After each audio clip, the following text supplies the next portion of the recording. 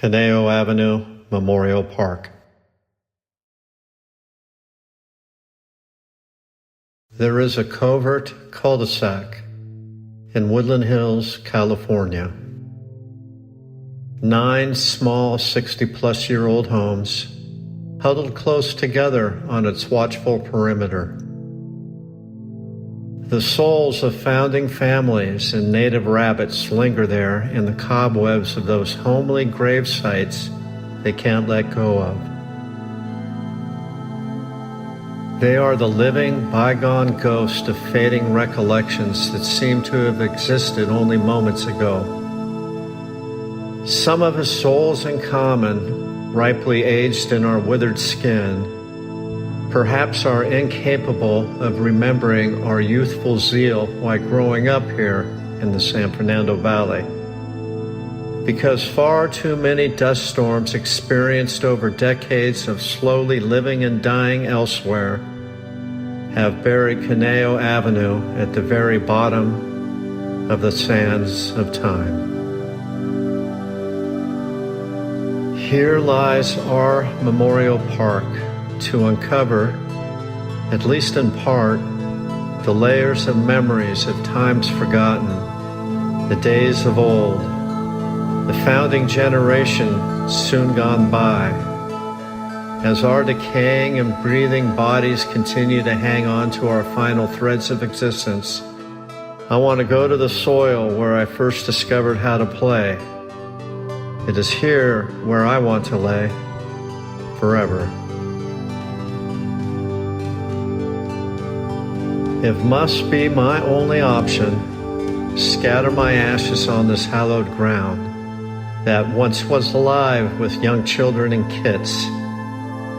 Make this place a memorial of happiness and bliss, a returning to times in the abyss of the beginning of younger lives. Instead of ash, I'd rather you bury my bones under the soul manhole cover, a place I've explored over and over, the center of the street, the focus of activity. I remember when dirt filled the street, no asphalt, nor cover, no hole in the ground, no gutter, and the cul-de-sac only half filled with homes. Peacocks rose to the rooftops every morning with the rising of the sun, gleefully shouting for the new day of mating possibilities with a repetitive 2-note high-pitched screeching tune to wake up each parent and child in slumber and arouse the interest of single peahens. A war was fought almost every day. The battles were fierce and long.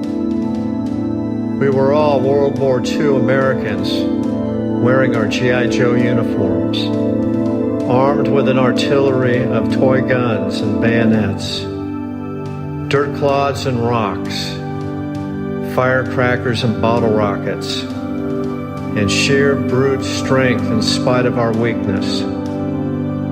There was only one sole enemy to fight on Conejo Avenue.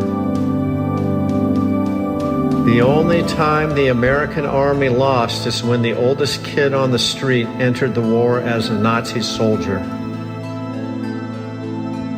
He had a metal wheelbarrow which doubled as a German tank. Us war-worn boy soldiers became prisoners to the leader of the Third Reich by being forced into servitude to push the Fuhrer up and down the street until exhaustion set in and tears flowed down our cheeks. Our war with the Nazi Germany enemy forces occurred during the American involvement in the 1960s Vietnam War era. Our battles on Conejo Avenue were real to us.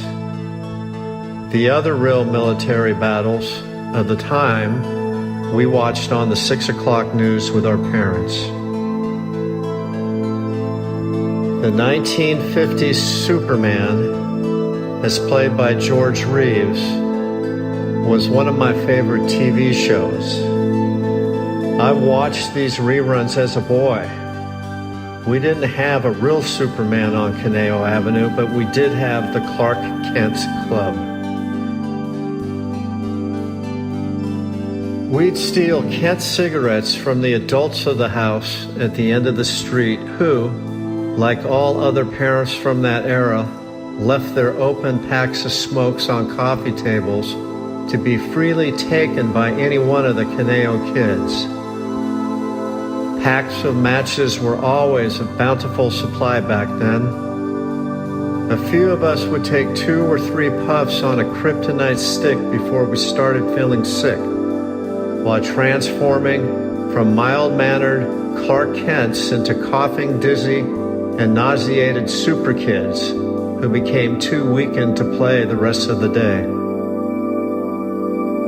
There are many more stories to tell, but for now I must stop here.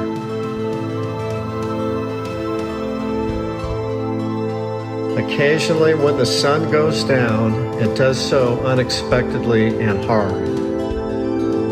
It takes with it a light that once shone as youthful and bright as a summer morning sunrise. One of our own passed away recently, the youngest of the original Conejo kids, who lived his life and died in his childhood home. Having lived on Conejo Avenue longer than anyone, his legacy is longevity. No one has experienced more Conejo sunrises and sunsets than he, the very first and only one of us to lay down in slumber for eternity at Conejo Avenue Memorial Park.